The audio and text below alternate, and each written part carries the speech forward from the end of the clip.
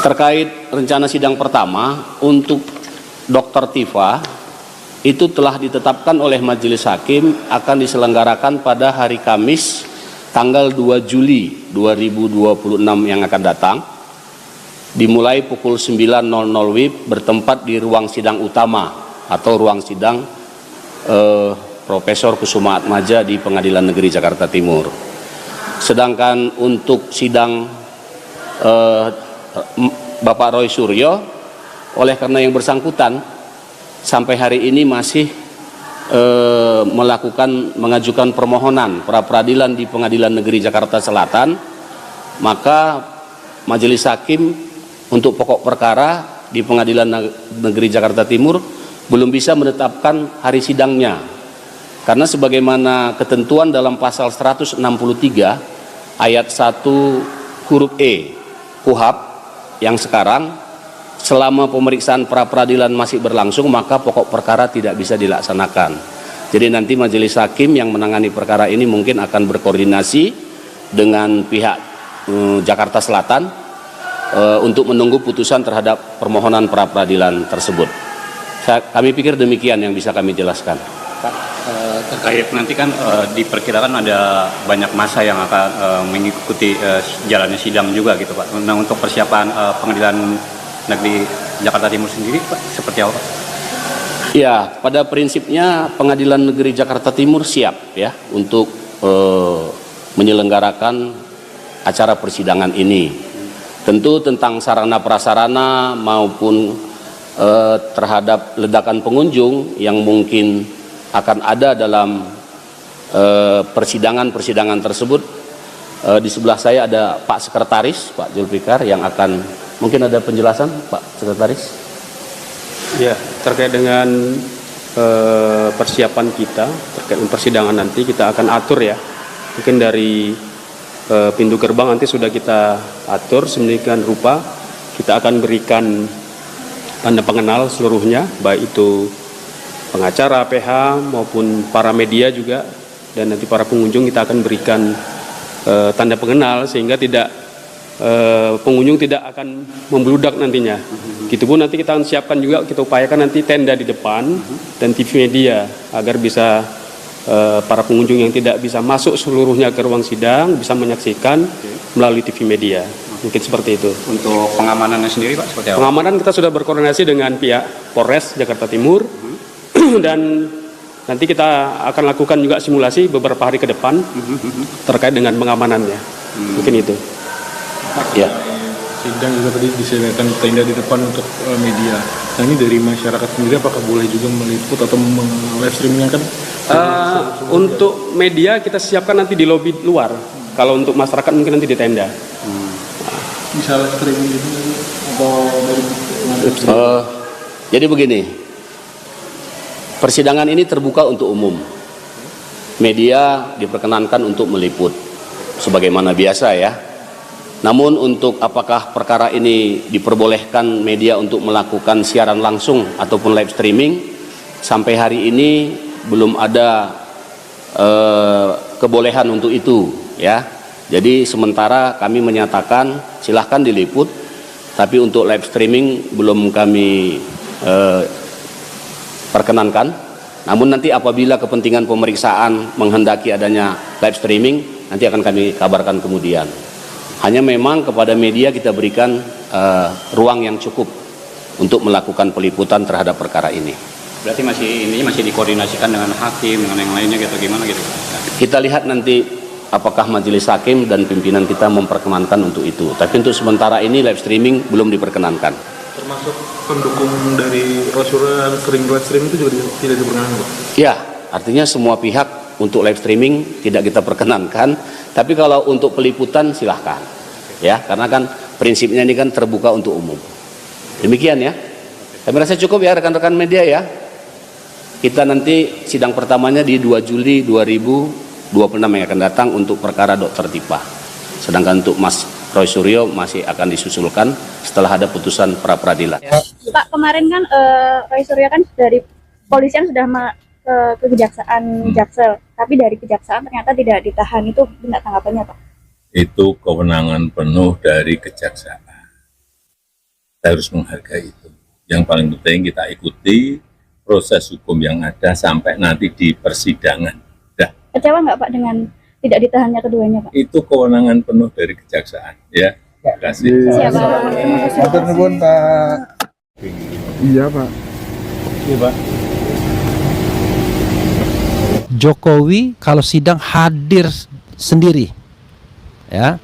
Jokowi hadir sendiri dalam ruang sidang, tidak boleh melalui sarana lain, misalnya Zoom dan lain sebagainya. Sekali lagi, dia yang melaporkan, dia yang harus bertanggung jawab datang ke ruang sidang. Kalau tidak berani datang ke ruang sidang, ya, secara in person, secara luring, maka kasus tidak boleh dilanjutkan. Kasus ini harus dihadiri langsung oleh pelapor atau pengadu Joko Widodo. Ya, saya sedang berada di Kejaksaan Negeri Jakarta Selatan, Jalan Tanjung 1 Jakarta Selatan. Ya, alhamdulillah kemarin itu Mas Roy Suryo dan Dr. Tifa atau Tifauzia Tiasuma akhirnya tidak dilakukan penahanan terhadap kedua beliau, ya, oleh jaksa. Dan ini menurut saya sebuah tindakan yang fair, lebih benar menurut hukum. Kenapa begitu? Karena sekali lagi saya katakan ini bukanlah sebuah kejahatan yang pantas untuk diperlakukan presumption of guilty, ya, azas praduga bersalah. Karena ini adalah ruang publik yang diperdebatkan apakah benar pernyataan mereka berdua itu adalah sebuah tindak pidana. Kami mengatakan bukan. Jadi kalau seandainya mereka ditahan, itu sama saja mengatakan bahwa mereka sudah bersalah. Padahal alasan objektif dan subjektif, alasan subjektif penahanan itu tidak pernah bisa dibuktikan. Sebagai contoh misalnya, kalau mereka dikatakan akan melarikan diri, rasanya sangat tidak mungkin. Mereka menjalani wajib lapor hingga 30 kali. Rasanya nggak mungkin mereka kemudian melarikan diri. Yang kedua, kalau dikatakan akan menghilangkan barang bukti apa yang akan dihilangkan? Proses penyidikan sudah selesai, bahkan berkas kemungkinan juga bisa juga selesai, berkas untuk dakwaan dan lain sebagainya. Sehingga rasanya menghilangkan barang bukti apa yang akan dihilangkan? Sampai sekarang media sosial mereka yang seperti Dr. Tifa masih ada, ya. Jadi tidak mungkin menghilangkan barang bukti. Lagi pula barang bukti itu sudah diambil semuanya. Oke.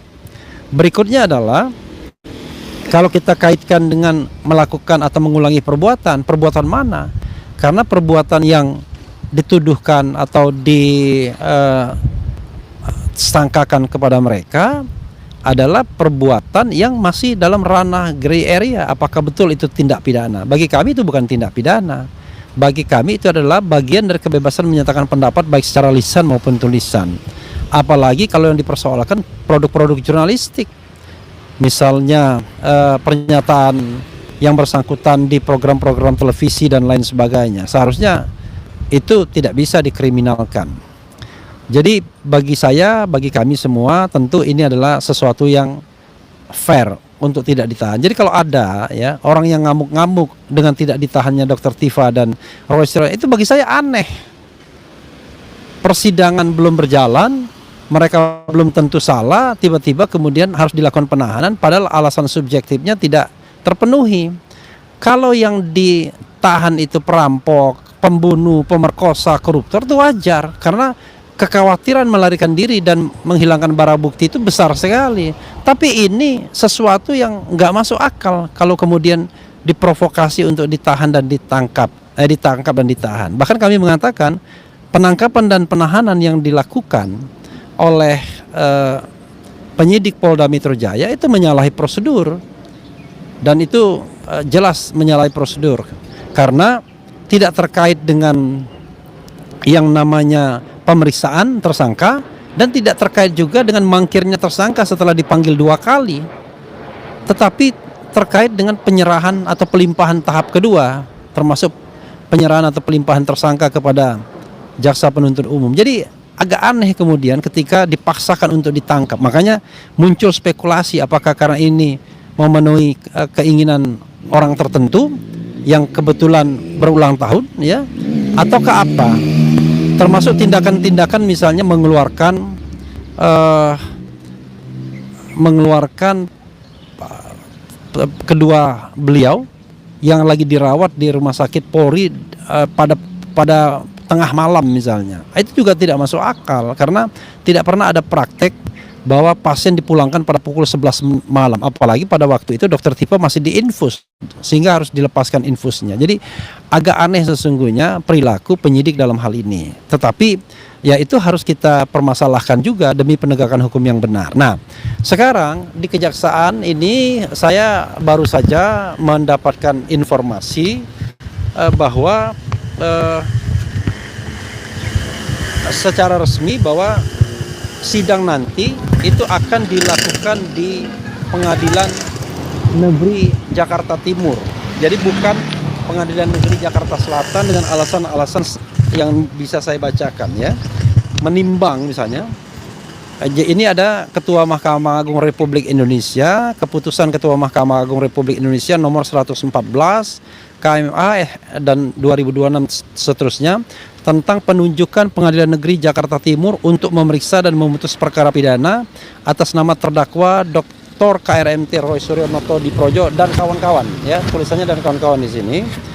Kemudian membaca dan menimbang, ya, menimbangnya bahwa situasi dan kondisi wilayah Jakarta Selatan yang selama ini kondusif sehingga diperkirakan perkara tindak pidana yang menarik perhatian masyarakat tersebut dapat berpengaruh pada situasi keamanan dan ketertiban masyarakat Kamtimas tempat dan letak geografis Jakarta Selatan yang sempit sehingga diperkirakan dapat berpengaruh pada kelancaran persidangan, ya. Oke. Kemudian bahwa keterbatasan dan kurang representatif ruang sidang yang tersedia di kantor sementara Pengadilan Negeri Jakarta Selatan kelas 1A khusus untuk menyidangkan perkara yang menarik perhatian publik.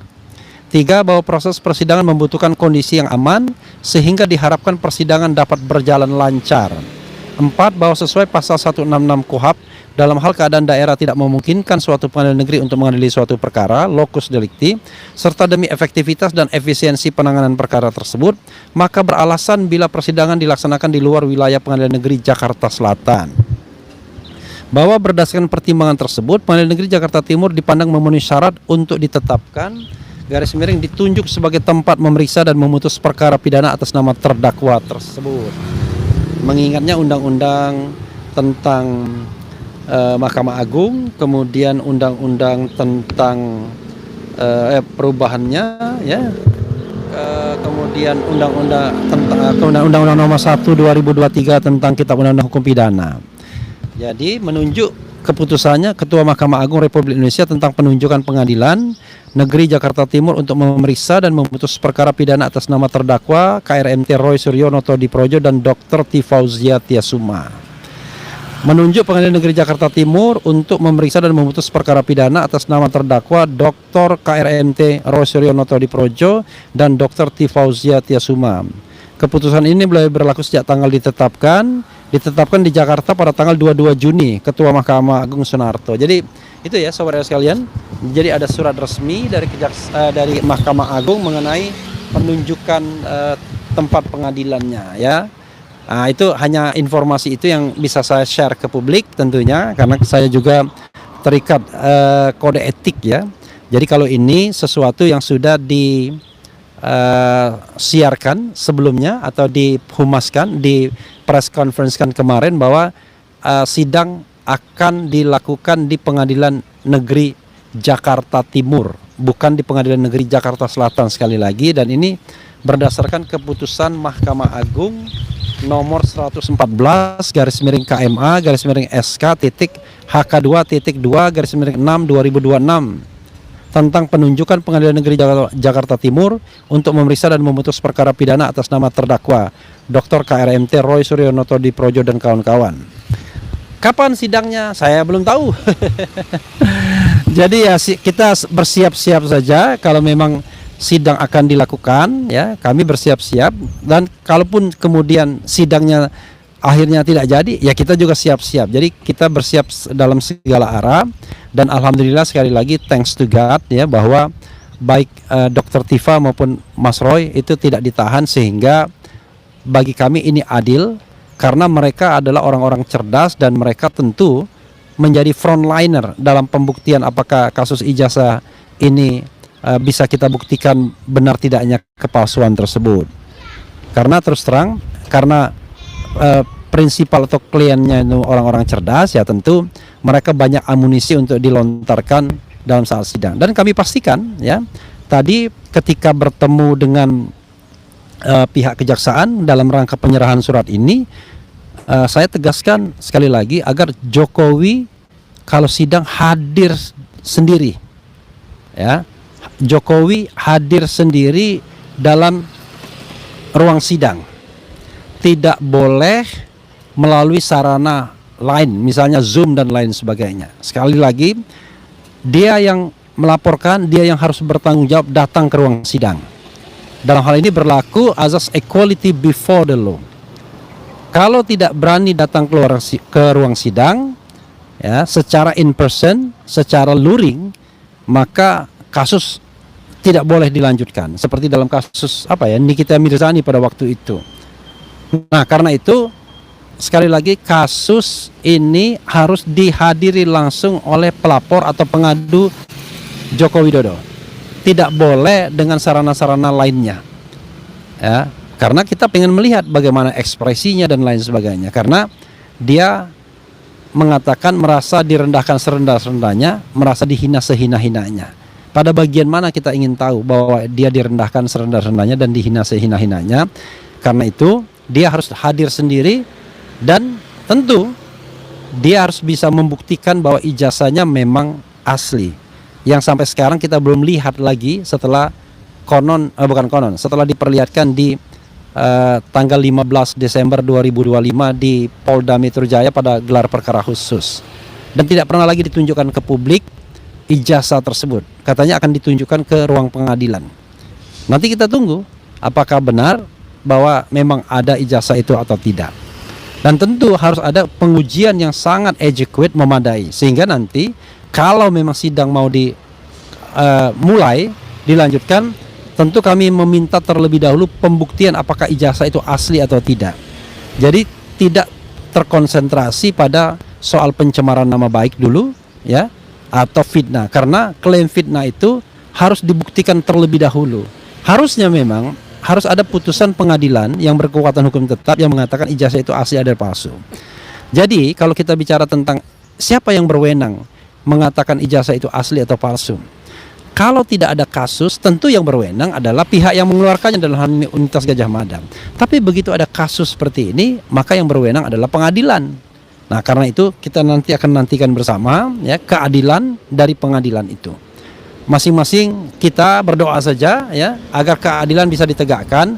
Dan sekali lagi, kasus ini sebenarnya kasus ringan yang seharusnya selesai dalam 1-2 hari kalau ada kebesaran jiwa dari Jokowi untuk menunjukkan ijazahnya. Tetapi sekali lagi, seperti yang dikatakan Leo Tolstoy, kebenaran itu lurus, ya, kebenaran itu jujur. Tapi kebohongan tersebut berliku-liku dan berkelok-kelok.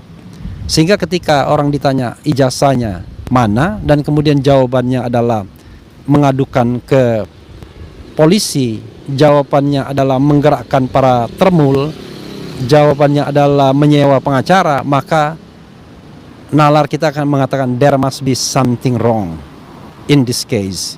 Karena itu sekali lagi, ya, Pak Jokowi harus datang sendiri ke sidang untuk membenarkan, membuktikan bahwa dia benar-benar direndahkan serendah-rendahnya, difitnah sefitnah-fitnahnya atau dihina sehina-hinanya, dengan tentu menunjukkan ijazahnya yang sokol asli.